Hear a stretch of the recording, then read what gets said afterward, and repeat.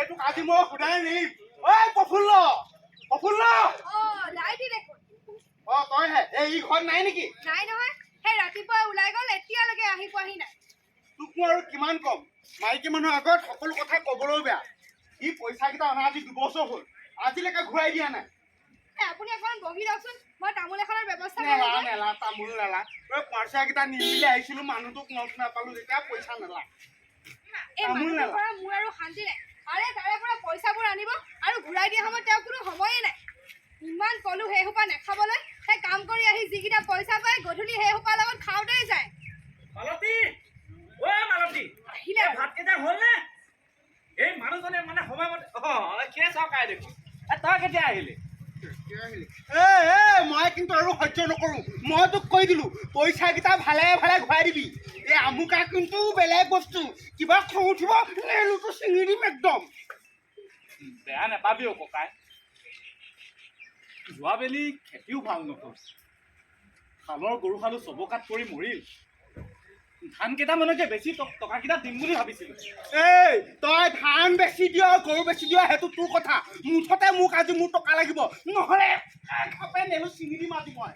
আপুনিনো তেওঁৰ পইচাকেইটা কিয় ঘূৰাই নিদিয়ে? সদায় সদায় মই কথা শুনিব লাগে। মাতিলে নহয় তাই তেপেককে। এই তোৰ সেই মতা মানুহৰ লগত কথা পতাৰ কাম নে হে ভাত বনোৱাৰ কাম? হা, মতা মানুহ বুলি ক'লে তাই ৰ'বই নোৱাৰে। যা ভিতৰত। ভাত কেতিয়াবাই হ'ল, ভাত খাবলৈ মানুহটো থাকিব লাগিব নহয় ঘৰত।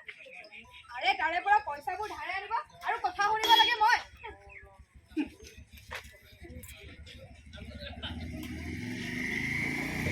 ধুমুহাই ঘৰটো নভঙা হ'লে একো চিন্তাই নকৰিলোহেঁতেন।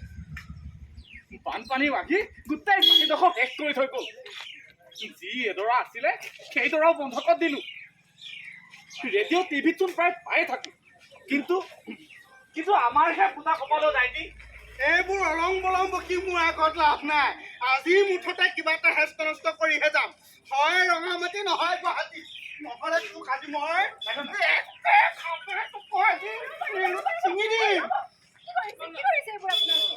এনেদৰে ৰাজহুৱা স্থানত কিয় কাজিয়া কৰিছে? চাওকচোন বাইদেউ, ধুমুহাই ঘৰটো নভঙা হ'লে মই একো চিন্তাই নকৰিলোহেঁতেন। ধুমুহাই ঘৰটো ভাঙি একেবাৰে লাও লোৱা অৱস্থা কৰিলে।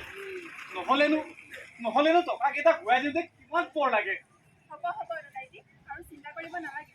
চৰকাৰে দৰিদ্ৰ শ্ৰেণীৰ লোকসকলৰ বাবে আৱাসগৃহৰ ব্যৱস্থা কৰিছে নহয়। চৰকাৰে ঘৰ দিব। ঘৰ দিব? সেইবোৰ সপোন নহয়তো বাইদেউ। নহয় দাদাইজি, চৰকাৰে দৰিদ্ৰ শ্ৰেণীৰ লোকসকলৰ বাবে প্ৰধানমন্ত্ৰী আৱাস যোজনাৰ নামেৰে এখন আঁচনি প্ৰস্তুত কৰিছে নহয়। বাইদেউ কি কৈছে ভালকে কওকচোন, আমিও ঘৰ পামনে বাৰু? কিয় নাপাব? এই আপোনালোকৰ সেই গাঁৱৰে দেখোন সেই হৰকান্ত, যোগেশ, এই ৰহিলা, বিমলা আৰু যে কিমানে ঘৰ পাইছে আপোনালোকে দেখা নাই জানো? চৰকাৰে দৰিদ্ৰ লোকসকলৰ বাবে থকা খোৱাৰ সকলো ব্যৱস্থা কৰিছে। বাইদেউ দেখোন এই তামোল এখনকে খাওঁ। বাইদেউ কথা এটা শুনিছিলো, কিবা ঘৰ পাবলৈ ID নাম্বাৰ নেকি সেইবোৰ লাগে? আমাৰতো সেইবোৰ নাই, আমি ঘৰ পাম জানো? পাব, কিয় নাপাব? মই সেই আমাৰ গাঁৱৰ ৰহিলাহঁতক ঘৰটো কেনেকৈ পালে বুলি কোৱাত সিহঁতে ক'লে কিবা ID নাম্বাৰ নেকি সেইবোৰ লাগে। আমি আকৌ সেইবোৰ বুজি নাপাওঁ নহয়। হ'ব, আৰু চিন্তা কৰিব নালাগে। 2022 চনৰ ভিতৰত ভাৰত চৰকাৰৰ অধিসূচনা আইন অনুসৰি যিসকল দৰিদ্ৰ লোক আছে সেইসকলক সকলোকে ঘৰ পোৱাৰ ব্যৱস্থা কৰিছে। আৰু আপোনালোকৰ যদি এই কথাত কিবা খোজা লাগি থাকে তেতিয়াহ'লে আপোনালোকৰ সেই কাষতে থকা পঞ্চায়ত কাৰ্যালয়লৈ যাব পাৰে। তালৈকে গৈ ইয়াৰ সবিশেষ জানিব পাৰে।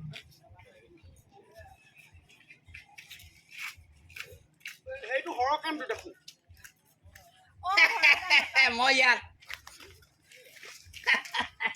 মই লাজতে মানুহৰ মাজলৈ বকে অহা নাছিলো, বুজিছা?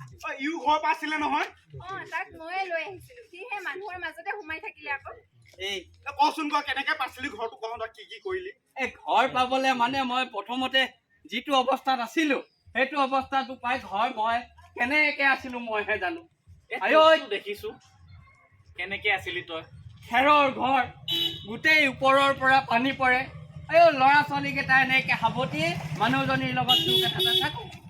তাৰ পাছত মই পঞ্চায়তত খবৰ কৰিলো, অ' বোলে মোৰ নামত ঘৰ আছে অ তাৰ পাছত যোগাযোগ কৰাৰ পাছত চৰকাৰে যিটো ঘৰ দিলে হাই ঐ বোপাই মই এতিয়া স্বৰ্গত থকা নিচিনা লাগিছে নহয় তোৰ কপাল ফুলিল দেই তোৰ কপাল ফুলিল তইতো আমাক ক'ব পাৰ কথাটো কেলে মই তহঁতি ঘৰ পাইছ বুলিহে গম পাওঁ তহঁতি ঘৰ পোৱা নাই নেকি নাই পোৱা নহয় আমি তহঁতে এইবিলাক যা যোগাৰ কৰা নাই কথাটো খবৰ কৰিব লাগে আকৌ আৰু বোপাই চৰকাৰে কেৱল ঘৰেই নহয় চৰকাৰে ঘৰৰ লগতে গেছ ইলেক্ট্ৰিচিটি এই যিমানবিলাক সুবিধা আছে এই সকলোবিলাক সুবিধা চৰকাৰে প্ৰদান কৰিছে নহয় লগতে অনাময় আঁচনিৰ দ্বাৰা লেট্ৰিন দিয়াৰ ব্যৱস্থা কৰিছে লেট্ৰিনটো মানে এনেকুৱা তোৰ আগতে আমাৰ মানুহে বাহিৰতে মল ত্যাগ কৰি পেলাই পৰিৱেশ বিনষ্ট কৰিছিলে এতিয়া ভাল কৰিছে নে নাই কৰিছে সেইকাৰণে ল'ৰা ছোৱালীকেইটা এনেকে সাৱটি মানুহজনীৰ লগত তোৰকেইটা থাকো তাৰ পাছত মই পঞ্চায়তত খবৰ কৰিলো বোলে মোৰ নামত ঘৰ আছে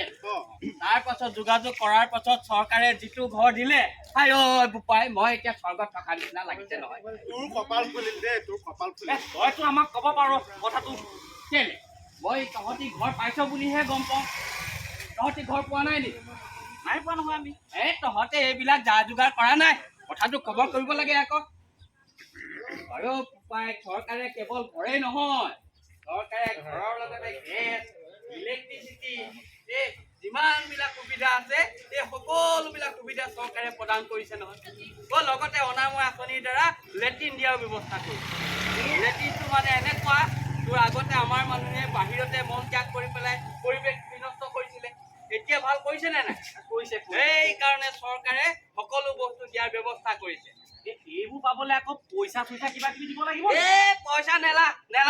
পইচা নেলা তহঁতে এইবিলাক পইচা পাতি খৰচ কৰি পেলাই এইবিলাক তহঁতি নষ্ট কৰিব নালাগে তহঁতৰ ঘৰৰ যেতিয়া আহিব তেতিয়া তহঁতে পঞ্চায়তৰ সচিবৰ লগত যোগাযোগ কৰি পেলাই ঘৰটো ল'ব পাৰিবি বুজিলি এইবিলাক পইচা পাতিৰ কথা নাই আকৌ কেলে তহঁতৰ পঞ্চায়তৰ এই বিমলে কেলে পঞ্চায়ততে কাম বন কৰি নাথাকে জানো তাৰ লগত যোগাযোগ কৰিলেও পাৰিবি সিও দুই এটা আভাস তহঁতক দিব পাৰিব নোৱাৰিব জানো এই ওচৰতে তহঁতৰ বিষ্ণু আছে এইকেইটা ধ্ৰুৱ আছে এই গোটেইকেইটাক লগত লগাই লৈ কেনেকে ঘৰ পায় সেই কথাখিনি আলোচনা বিলোচনা কৰিবি তহঁতৰ নিশ্চয় ঘৰ পাবি কিয় নাপাবি দুইটা যাম এপাক যাব লাগিব হেৰি নহয় মই বৰকে মানুহৰ মাজত থাকি বৰ ভাল নাপাওঁ বুজিছ এতিয়া মই যাওঁহে দেই আহিছো তোৰ কপাল ফুলিলে বুজিছ কি কলি তোৰ কপাল ফুলিলে কপাল ফুলিলে কপাল ফুলিল আকৌ কেলে নুফুলিব আপোনালোকে বুজি পালে নহয় এতিয়া চৰকাৰে আমাৰ বাবে সকলো ব্যৱস্থা কৰি থৈছে আৰু ককাইদেউ আপুনিও চিন্তা কৰিব নালাগে এওঁ নোৱাৰিলে মই আপোনাৰ টকাকেইটা ঘূৰাই দি থৈ আহিম হ'ব দে ময়ো খঙৰ সমকতে বৰ কিবা কিবি কলো বুজিছ প্ৰফুল্ল বেয়া চেয়া নাপাবি চৰকাৰখনৰ ওপৰত আমাৰ বিশ্বাস নথকা নহয় সকলোৱে পাইছে যেতিয়া আমিও পাম চাগে পাম পাব কিয় নাপাব আপোনালোকক আজি এই বিষয়ে ভালদৰে ক'বৰ বাবে আপোনালোকৰ পঞ্চায়তৰ সচিবজনক মই মোৰ লগতে লৈ আহিছোঁ তেওঁ আজি আমাৰ মাজত আহি আপোনালোকক এই বিষয়ে ক'ব লাগিব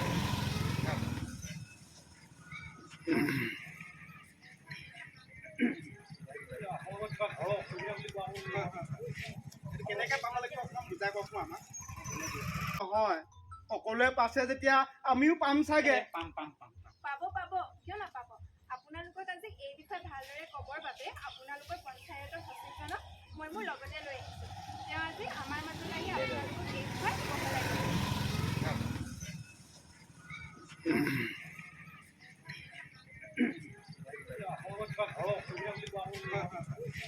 কেনেকে পাব লাগিব অকণমান বুজাই কওকচোন আমাক